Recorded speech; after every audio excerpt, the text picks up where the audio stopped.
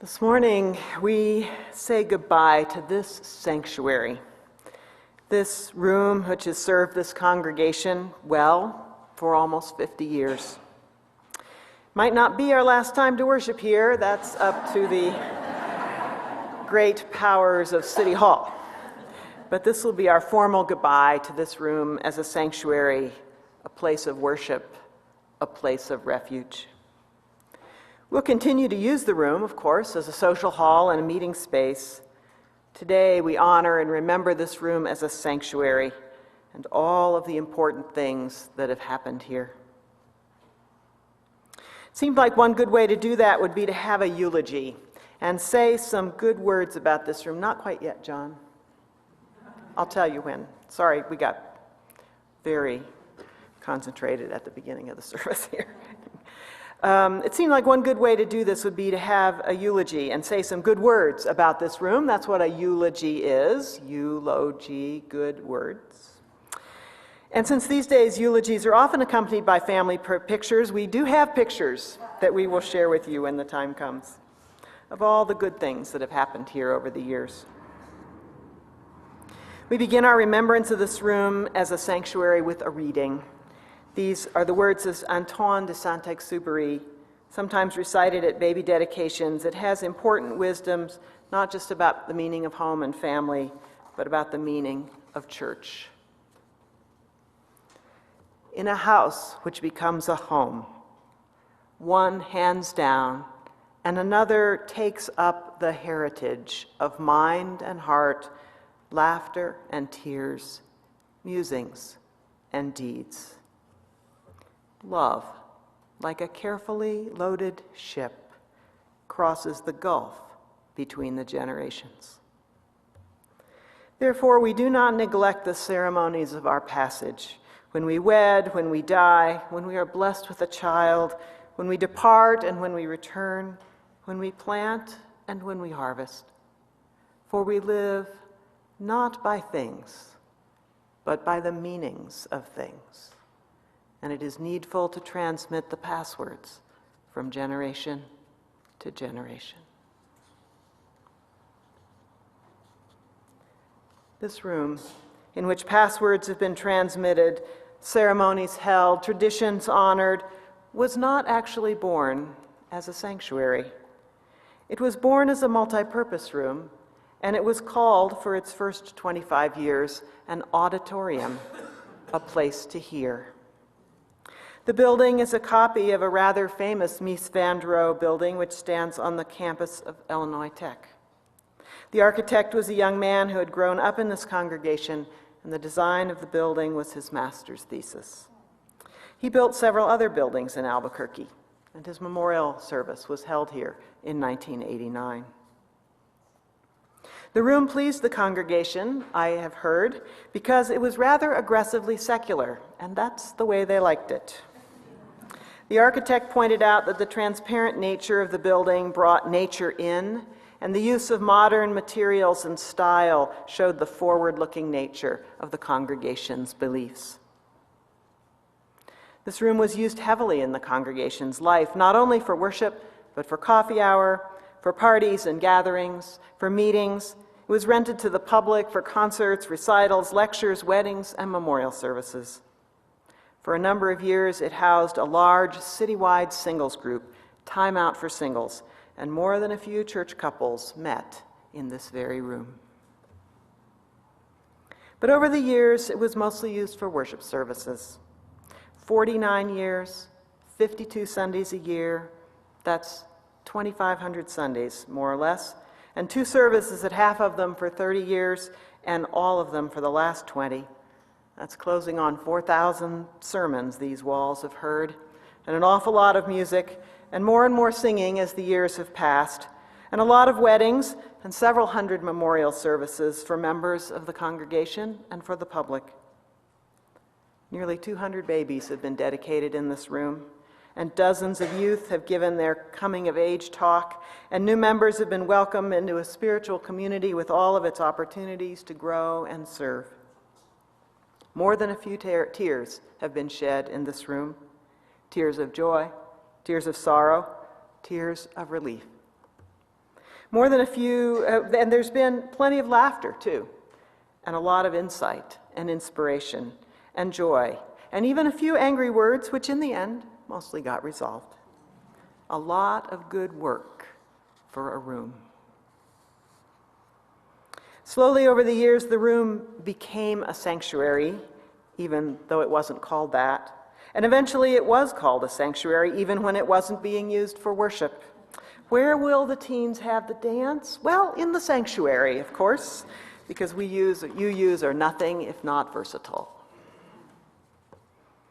The mural, with its extravagant graphic depiction of the symbols of the world's religions, helped to turn this room into a sanctuary.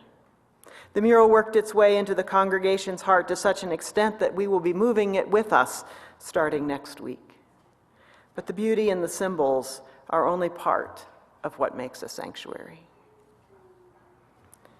You see, a room can be built by a congregation or designed by an architect to be a sanctuary or to be, among other things, a sanctuary, but it only becomes a sanctuary if a congregation begins to feel that it's a holy space, a safe space, a place where important things happen, a place where we feel safe enough that we can let down a little of that guard we keep up against life's slings and arrows. Sanctuaries are not built. They develop. They grow on us. They become holy ground, not through any particular proclamation, but by the way they are used and how people feel when they entered them. It's a process. Sometimes it takes a while, but it happens. Aggressively secular as it was, we made this room a sanctuary by our laughter and our tears, by our care and our intentions. We made it sacred by our silence, by our prayers, by our work, by our learning, by our music. A lot of really important things have happened in this room, life-changing things. Vows said and whispered goodbyes, and faith articulated and values changed, hopes renewed, community built, plans made. Sometimes in public, sometimes in the temple of our own hearts, commitments were made and dreams given form. The sacred work of a sanctuary. We've collected pictures over the years, but this is by no means a complete set you're about to see. Many, many weddings have been held here, and so the handful of wedding pictures you will see will stand for all weddings. Hundreds of memorial services have been held in this room, but it's only in the past few years that some families have created orders of service with pictures on them, and so they too will have to stand for many, many times when a family and a community gathered to say goodbye and support the grieving. Same thing with coming-of-age pictures and baby dedications. Lend thanks to you all who sent in pictures in these last few weeks. Let's watch.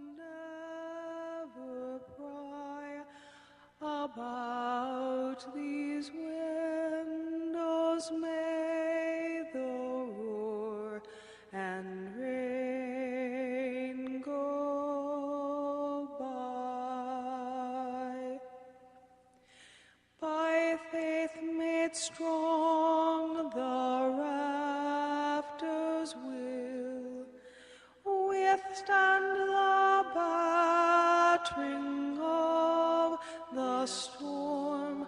This hearth, though all the world grow chill, will keep you warm.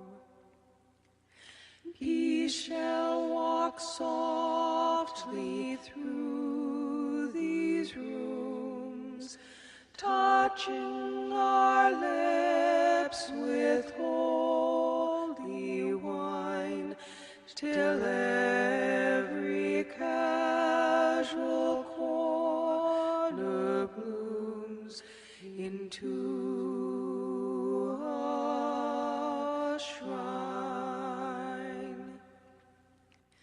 With laughter drown the raucous shout, and though the sheltering walls are thin, may they be strong to keep hate out and hold love in.